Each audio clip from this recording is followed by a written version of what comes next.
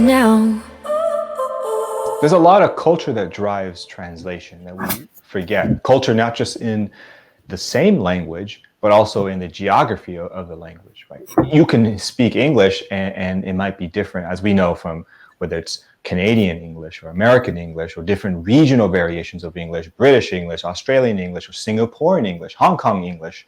There's so much different variety that when a translation goes into place, one has to think that there's a cultural driver here that's always present.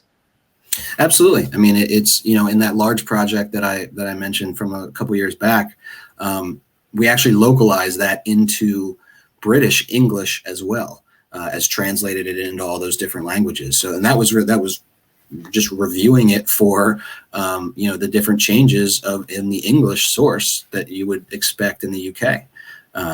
So yeah, it's all of those things, and to be successful at doing that, right? To be a successful translator or interpreter, you have to have that knowledge, right? You have to have that exposure, and a lot of the folks that you'll find that are full-time foreign language experts, or whatever you want to call them, translator, interpreter, however, they are folks that travel a lot, that have kind of ties to various places around the world, and are quite global folks, and they, if you were talking to them, they take great pride in that, and that allows them to kind of broaden their experiences and then bring all of those experiences to bear, right? Like if you're translating into German and you haven't been to Germany in 20 years, that might be problematic, right? A lot of things have changed in 20 years. And so you have to be able to kind of keep up with that, and all of that stuff, with your education, the cultural nuances, all of those things you have to be able to bring to bear to really